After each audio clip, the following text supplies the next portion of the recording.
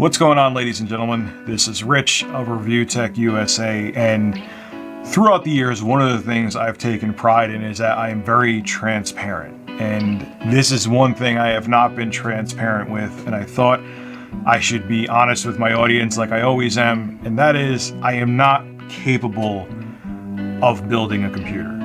I know I've said I have been for years, but honestly, I barely could put RAM into a RAM slot. I can't even get a graphics card in. The one time I did it, I actually ended up breaking the PCI Express slot. So I love technology, I love computers, but I just am not capable and not comfortable enough to build my own computer. And I wanted to let you know that. I wanted to be honest with you. And one thing I take pride in is being transparent, so here I am. I'm also being completely full of crap right now, and yes, I can build a computer. I am not Jay's 2 cents or Linus Tech Tips, but I trolled you. I trolled you I can build a computer. A little spazzy, but I can build one. Let's get into it. Skip it up and that up. All right, ladies and gentlemen, I got you. Thought I would do that, have some fun, because I know it's the meme that I can't build a computer. But this video was inspired by a couple things. One, for years, many of you wanted me to build a computer, to show what I would think would be a good budget build, to show what I would think would be... I have link on my shirt, I guess. Well, anyway, a lot of you wanted me to build some kind of PC. One, to show that I can build one, and one that I would recommend for a good price. And I was honestly inspired by Jay's 2 cents recent video where he went to do a budget build, put it together, and he put a Ryzen 5 2600 in there, an RX 570, 16 gigabytes of RAM. It was a nice rig for a good price. And I'm like, I kind of want to do it too and see if I could one-up it in terms of, at least in the graphics card space, maybe get something a little more powerful in there. And I did. We're going to go over the parts now. We're going to put the build together. And then later on, we'll actually do some benchmarks on it and see how it actually runs. So this should be an exciting video, and let's see if I light myself on fire in the process. Hopefully I don't. I can't do custom water loops though. Would light myself on fire in the process with water. That's how spazzy I would be. All right, let's start off with the boring stuff first, the case. Like Jay's 2 cents said, it's a box that you put parts in. But this case, actually, even though it was super cheap, gets 4 to 5 stars. It has over 1,700 reviews on Amazon. This is the Roswell SRM1. We're putting together a micro ATX build. This is a micro ATX case. Has one 80mm fan on the back. You can put in a 120mm fan on the side as well in the future in case you want to have more airflow, but we're not doing any kind of crazy overclocking or anything like that. So this case, for what we're looking to do, should be fine. And right now, before tax, it's only $32.99 on Amazon. So you get it real cheap. I'll have links below in the description to all these parts. You can check them out there. Next up, for the operating system drive in 2019, you gotta have some kind of solid state drive. A mechanical drive for your operating system, it'll just boot so much slower. So this is a Kingston 128 gig drive SSD. You'll get approximately 500 read and write speeds, and it'll be a hell of a lot faster than mechanical. And 120 gigs for just the operating system is fine. You could go a little bigger if you want to, spend a little more money, but 120 gigs just for the OS should be more than sufficient. And you get this for 20 bucks. 20 bucks before tax. It's so cheap. Now, what did we do for RAM? I know there's a lot of people, even in 2019, that do budget builds with 8 gigabytes of RAM, but I think with even a budget gaming PC build, I like to see it 16 gigs minimum inside of them. So I went with the Corsair Vengeance LPX DDR4 running at 3000 megahertz. There's 2 sticks here, so it'll run in dual channel. And that's plenty for, even if you're getting a video editing PC or a productivity PC, 16 gigs is good. I'm just not comfortable recommending any gaming computer, no matter how budget of a build, with 8 gigabytes. If you really want to save the money, you can, but I do think you'll see better performance with 16 gigs of RAM. And this is nice and fast, 3000 megahertz too, so this should be good. Running in dual channel, we should be good to go with memory for the computer. Now, this is going to be somewhat controversial. This is a Thermaltake Smart Series 600 watt 80 plus certified power supply. I've had good luck with Thermaltake power supplies. I had an issue with one, but I also had an issue with an EVGA power supply as well. But I put these in a few of my builds, and they've served me well. And for the RX 580 that I'm going to show you soon, it requires 500 watts. So you have 100 watts of overhead.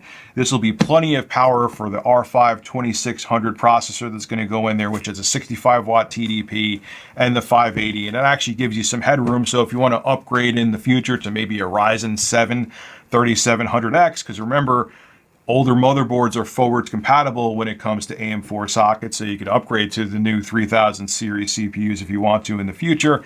This will be able to handle it because the 3700X and 2600 both have the same TDP, so it won't be any more stress on the power supply. And again, it's 80 plus certified, so you know it's efficient and it has to have some kind of good circuitry inside of it. So this will be good too. And for our storage drive, I got the Seagate Barracuda 2 terabyte hard drive, and it runs at 7,200 RPMs. Good size for storage. I won't say it's amazing because games are getting big nowadays and program sizes are getting big nowadays too, but 2 terabytes is still good for a budget build. And for the motherboard, I got the MSI B50M Bazooka V2. And again, the nice thing about this is actually something else I found out. You could actually update the BIOS without a CPU installed in here. So if you want to get this and then go on to the 3000 series AMD Ryzen processors, you actually don't even have to worry about getting an older chip to do that. You could just, through the USB port, update the BIOS so it's ready to go for the new Ryzen 3000 series chips. This is a good budget motherboard. They actually do a lot of nice things on here, like they reinforce the PCI Express slot, so if you have a big heavy power supply to work with that. It also has an M.2 slot, so if you want to get faster storage later on, you could do that as well. So for a budget price, you're actually getting a hell of a lot of motherboard here. I know I forgot to mention some of the prices here, but I'll have links, Amazon links to all these items below in the description. But this motherboard was only $69.99 before tax, and you're getting a lot here with it.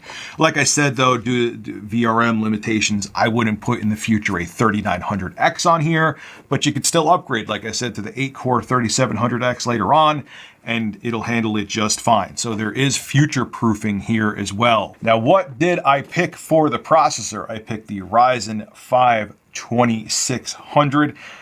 This is 6 cores, 12 threads. This is the Zen Plus architecture. This is before Zen 2, but this was a hell of a deal, and it comes with the cooler as well, so you don't have to worry about any kind of third-party cooling solutions. We're not overclocking, so what this comes with is more than enough. And I got this on Amazon for $133. And in the future, if you want to, you could overclock this to Ryzen 5 2600X speed. So, but again, the 6-core 12-thread processor you're getting here with a 3.9 gigahertz clock boost, and it's 3.4 gigahertz base.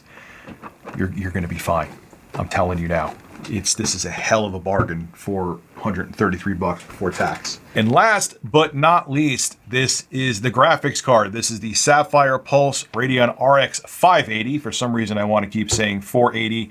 And this is a hell of a graphics card for the price. I'm excited to see how this performs. And like I said as well, the power supply will be more than sufficient to power both this and the Ryzen 5 2600. So this graphics card on Amazon too was $184.99. That is super affordable for what you're getting here and the performance you're going to get out of the RX 580. So I'm really excited to put all of this together. And last but not least, you may want to know what the grand total is with shipping and tax. Now keep in mind, I'm an Amazon Prime member, so things are a little bit cheaper for me. I got all this shipped to my door for $664.90. I think that's a hell of a price and a hell of a bargain for what you're getting here and the specs and performance that you're getting here. So I'm really excited to put this together. Let's get cracking and see if Rich of Review Tech USA can build a computer. Hopefully I don't light myself on fire in the process. We'll see. All right, so now we are going to build a computer, but there is one thing I'm already doing wrong. I'm not going to do it for this video. Well, I'm going to remove the hair that's on my desk, but there's one thing you should do that I'm not doing, and I should, but I never do. I'm not wearing an anti-static wrist strap. I don't have issues with it personally, especially because it's the dead of summer here right now and like critical things are super moist, but you should, because static can damage PC components, but I'm a dumbass and I don't care. I'm just putting it out there. I'm aware you're supposed to, I just don't. And now there's already a hair on my motherboard. How did you get there? Go away. Go, you're cat hair too. All right, so first and foremost, what we're gonna do is put in the CPU, and I also like putting in the RAM. I'm also gonna put the heatsink on outside of the case. It's just easier to do that way. Putting in the processor is super simple. We're gonna get our Ryzen 5 2600 here. And all you gotta do is on there, hopefully the top shot could see, there's a little gold triangle. You matched up with a little plastic triangle there on the motherboard. You lift up the retention arm. Make sure your pins on the back of the CPU, because AMD still uses the pins, are all not bent. Match up the pins. That went in with no effort. Do a little shake to make sure it's firmly in there, and then you slide back down and your CPU is installed. It's that simple. Now this is a little bit different. With my 3900X build I just did, that uses the retention bracket. That's what this is designed for. For those kind of Wraith coolers where you have an arm, you pull it and it tightens around. There's two little links that tighten around here. I kind of hate those, to be honest with you. So I'm actually glad this does this differently. This cooler actually screws in like an Intel stock cooler does, and it's a hell of a lot easier. Before I do that though, I'm just gonna say, oh, the CPU fan is right there. Cool, so I can install it so the wire to the CPU fan just kind of goes right into it. So anyway, we're gonna remove these brackets, install this cooler with the stock paste that it comes with. See the paste there? They already put it on the bottom of the cooler or the bottom of the heatsink, so you don't have to worry about it. I know that's also blasphemy to some people, but we're not overclocking this. This is gonna have plenty of horsepower for a mid-range gaming rig as I knock plastic over, and this will cool the CPU just fine, even in our very basic Roswell case that we're using. So first we have to remove these, and then we will screw in the cooler, and it'll be very easy to do. I can already feel the temperature rising in this room.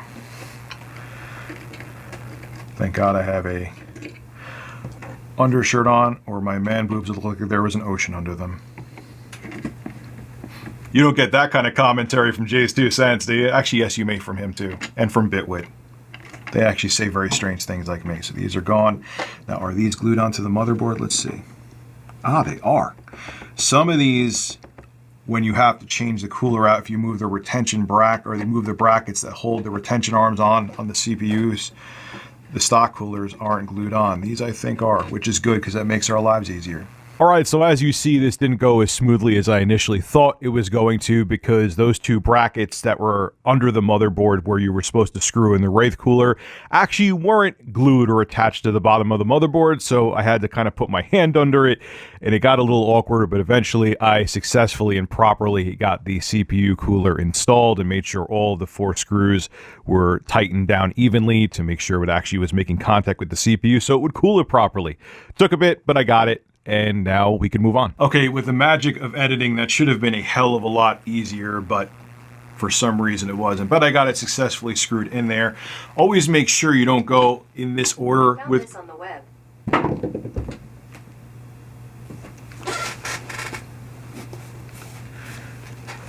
I hate smart assistants.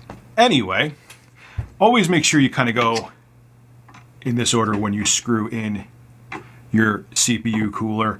For some reason, even with the bracket under here, some of the screws, even though I'd always never fully screw in until I know they're secured, wasn't reaching some of the holes, so I kind of had to put my hand under here to make sure they reached up. That's one thing I'll give Intel. I think their stock coolers are a hell of a lot easier to install, but I still like this cooler better than the retention brackets that AMD has. You even see tutorials on YouTube. You see people sitting there and they look like they're trying to tame a dragon when they are trying to install them. So it's not just me. But anyway, we're going to install the CPU fan now, because if it's not getting cooled, that'll be a problem. There you go. We'll have to worry about cable management later. That's the only option. It's the only way I could have. I mean, I could have installed it the other way, but that's fine. and we'll figure out how to make that look prettier later, but it's in there. Now we're going to install the memory, but we have to make sure we install it in dual channel mode. So let me just take a look at the book at which 2 memory slots to use first. And then we'll put that in. Right now it has a diagram here. There's DIMM A. These are, it's actually, no, don't even have to look in the book. It says it right here. DIMM A2 and DIMM B2, which are the black DIMMs, are the ones that goes into first. So if you don't have 4 DIMMs of memory, or you're not going to utilize all 4 slots, always check your motherboard's instruction manual or what the motherboard actually says on the board itself to see where to install your first 2 DIMM first, or else it won't run in dual channel memory and then you'll pull a Verge. And we saw the Verge's PC build video. You don't want to do that. So we got our memory here. We have the Vengeance 3000 megahertz DDR4. If I can get it out. Make sure we pull off this plastic so when this memory gets warm, it doesn't go into our case. And you're going to do an even push on both sides, which I still failed to do, but you're supposed to. But it's nice and firm in there. Always kind of give it, even though this, one thing I hate that motherboards do now is they don't have these 2 holders in. I forgot the name of them right now. You used to have them on both sides. It used to be a good solid click you feel. Now I guess to cut costs, or they're going to say to make it more convenient, they only have one on one side. So you're going to think that RAM is firmly in there because you hear that click, and sometimes the RAM will still be lifted up on the other side that doesn't have the bracket to push it down. So you got to kind of always double check now to make sure it's actually doing that. So we'll put this other stick of RAM in DIMM B2 because that'll make sure it's running in dual channel mode.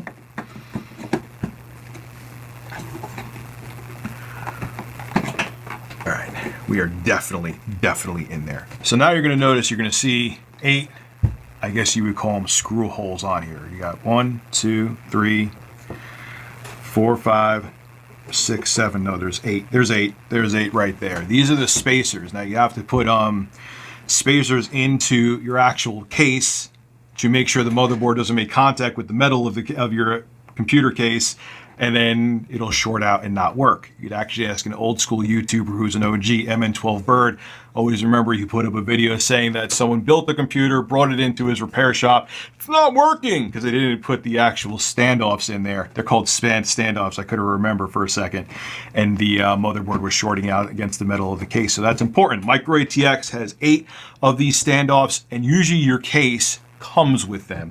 So I have to screw those in now. I'll show you guys me doing that. And then we could put the IO shield in the back of the case, slide the motherboard in, and then we could actually screw the motherboard into the case and continue from there. Now, what I do here is take all of the wires out of the case. Some of those are for the USB 2 header, some of those are for USB-C, or one of them I should say is for USB-C.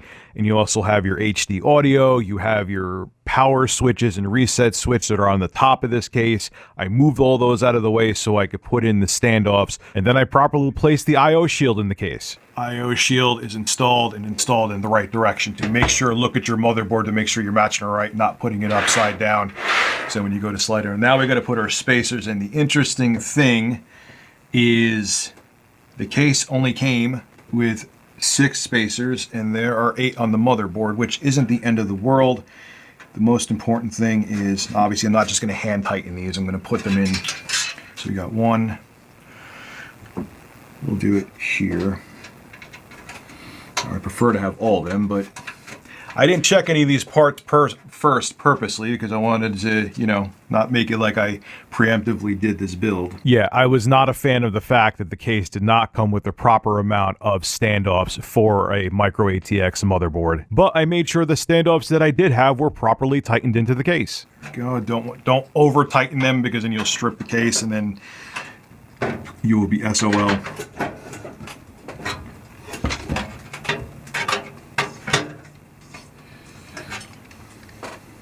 Once you feel them kind of pushing back, stop, So since the case came with the wrong amount of standoffs for this motherboard, and I need to wait for someone to bring me 2 of them, one thing I wasn't going to do, but you should do this, is I'm actually going to see if these parts will post outside of the case. I want to see if I plug the power supply into this, put the graphics card on real quick, see if I at least get it to boot up and tell me there's no hard drive connected to it, so we know that at least it's functioning. Saves you a lot of heartache. So since we have to wait anyway, might as well be productive and do that, and that's what I'm going to do right now, and let's make sure this actually fires up. Now, yes, like I just said, this is a smart idea. It's something that you want to do. You don't want to put a very intricate build together and find out that there's something wrong with your processor or your RAM or your graphics card or your power supply. Checking to at least see if these parts will post before you start building your PC or putting all the parts inside of your case is a very smart idea, because it will save you a ton of time if there's an issue, instead of putting an entire computer together just to have to take it apart because one of your components is defective. Now, ladies and gentlemen, I have a portable monitor in front of me, have everything here plugged in. Let's see if we can at least get this computer to post, or the parts to post, it's not a computer yet, before we actually start installing stuff.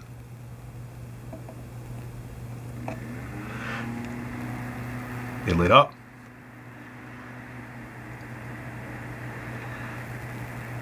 Will the screen come on?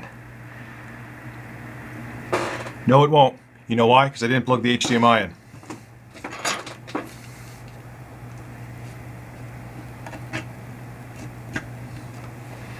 All right, take 2 with the graphics card actually plugged in. Let's try that again.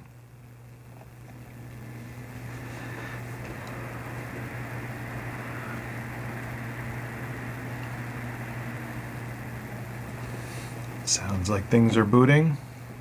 Why am I not seeing a picture? It sounds like it posted. Hey! All right! My monitor and this were just not getting along. So here we go. I will show what we're seeing on screen right now. And there we go. Here is the parts of the budget build we're doing. Everything's spinning, everything's happy. And if you look, well, it's definitely seeing the wrong speed for the RAM, 2133. We're going to have to fix that later on, along with the RAM timings. But it posted. Seeing everything. Seeing all the RAM. So now, we just got to get those 2 spacers and start actually building the computer. All right, folks. It was actually a nice sidestep that happened right there. I had to wait to get the extra spacers, but that's okay, because it gave us time to actually see if this PC posted before we put it together. So now we know that the parts are working. Now we just have to build it, and we don't have to sit there and pray that it's actually going to turn on later, because we know it will. I actually already had the motherboard installed, and then my camera guy said, "Hey, Rich, you're an idiot. You didn't film that. People are going to want to see you actually put the motherboard in the case." And I was like, yeah, you're correct. I am an idiot. So let's put the motherboard in the case now. It's actually fairly simple. This is one of the more archaic I/O shields. I like the I/O shield to just kind of have a cushioning on it. This actually has like hooks to, it's something with noise that it diminishes, or if FCC standards. But all you got to do, now that we have our 8 spacers in that fit with the micro ATX board, we put this in. Actually, let me put it in this way, because that's the way it's supposed to fit. Get this out of the way. Let me go back over here.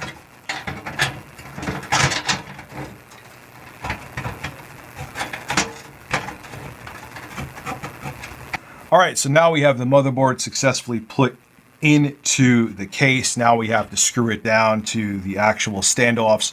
So, well, because you don't want it to fall out of your case when you turn it over. So let's do that now. So yay, I got the extra standoff so I could properly screw the motherboard into the case. Just make sure when you screw the motherboard in, you don't tighten it too much against the standoffs. You don't want your motherboard to crack, and also be super careful when you're doing anything with a screwdriver near your motherboard, because the last thing you want to do is scrape the motherboard and, cut off one of the traces and ruin your motherboard. I have seen that happen. I've also seen people crack their motherboards by screwing in the screws too tight into the standoffs. True story. be careful. And yeah, this was kind of a fail here. I should have put the power supply in first because it would have been a hell of a lot easier to put in and not have to try to get the cords and everything around the motherboard.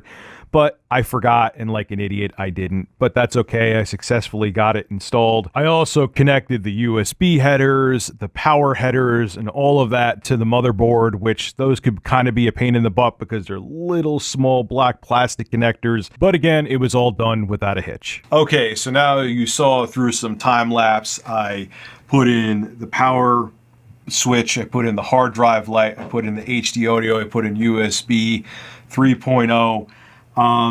It is tedious. It's not hard. It's just you got to looking back and forth between the directions of the case instruction manual and the MSI instruction manual for the motherboard to make sure you have the polarities correct and everything like that. Right now I'm putting in the SSD on the foldable flap and the storage drive on the foldable flap.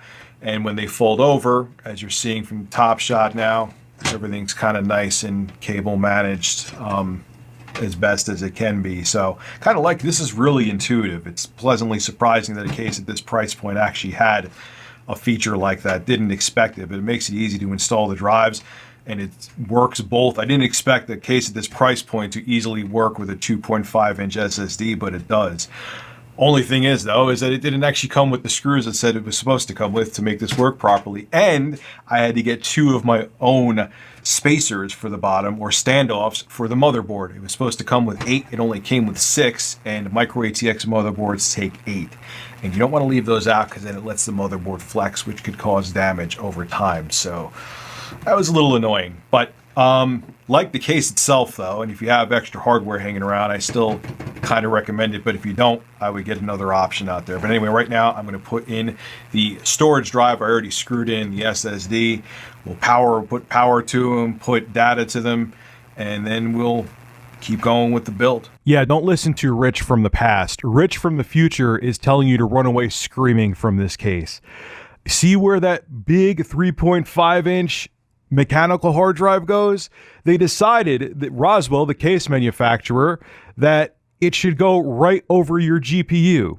It's a thick hard drive. If you have a thick GPU, there's going to be a problem, and you're going to see that relatively soon. What were they thinking? Luckily, we found a way around it. You'll see that soon as well. We're now plugging in the data SATA connections into the motherboard. This motherboard only has 2 SATA ports, which again is fine. It's a budget build.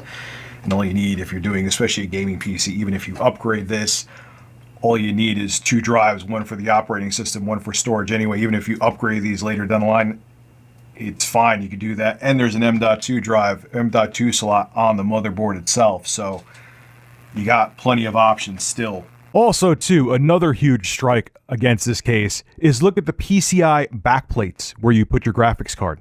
Just look. It's a horror show. Well, because this case is not that great, it has, for where you put the PCI Express, where you put the graphics card, you had knockouts instead of having screws that hold it in. So, yeah. Now I'm bending the metal back into shape because, yeah. There's some things I like about the case. There's some things I don't. At the end of the day, I'll probably tell people to spend a couple more bucks in this case. But I fixed it, so. What is that? Now we are installing the graphics card. I like this graphics card a lot. It has a backplate for 184 bucks, man. So here we go. I put the graphics card in. Yep, and this is where I go from being annoyed at this Roswell case to hating it, because where they designed the damn mechanical drive to go bangs into the graphics card. It doesn't work. You have to switch them around. Major problem with this case, and I'm going to make sure there's a better option in the Amazon listing below. I don't know how this case is 4 stars with almost 2,000 reviews, but they had this drive, the 3.5 inch drive, here where the GPU goes, and it was hitting into the graphics card. And then they had the 2.5 inch drive, this SSD. They made it that it only goes up here, so we had to switch out the grommets. So the bigger drive went here, the 3.5 inch drive, the mechanical drive, and the SSD went here. Why you would do that is beyond me. And let's get even into more of the insanity. These were the graphics card goes, PCI slots where the openings are here. They just have knockouts. Like, you just punch them out. And then on top of it, they don't give you screws to screw in the graphics card. You need self-tapping screws, and they don't include them. Luckily, I had the self-tapping screws to screw the graphics card in, and it would just be floating around like, ha! All right, let's put the graphics card in. Okay, so as you see, I reconnect the power and data to both the mechanical and solid state drives now that they're switched, so the GPU could actually fit into the case. And I also connect the PCIe power to the actual graphics card. Luckily, on this graphics card that I have, this RX 580, the PCIe connector is recessed, because even with the smaller SSD, if it wasn't recessed, it would bang into the solid state drive and I still wouldn't be able to use this graphics card. So that was a happy accident. This case is a complete nightmare. Okay, so I learned another valuable lesson by building this computer. As you see, it is built right now. I will never trust a case just because of high Amazon reviews again. I thought, hey, here's a budget case for a good price that has 1,725 Amazon reviews, and it was still an absolute nightmare to work with. I went through details throughout this, but where they had the hard drives, they wanted you to put the 3.5-inch drive here, right above the graphics card. Guess how that won't work? It won't work. It's too thick. So we had to move the grommets around. We had to get our own self-tapping screws to secure down the graphics card. And, I mean, the cable management inside of it is, I would say, a C minus. But yeah, never again. But as you see, it's built. It doesn't look that bad. And let's just hope now that it actually posts. Posted when I tried it before. Let's see, after all the work we did, if it actually still works. Please do. Please do. So we can install the operating system. Please, please, please. Power on.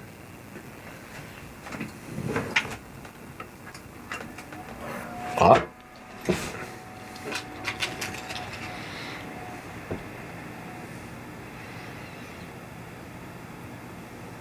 Oh, thank God.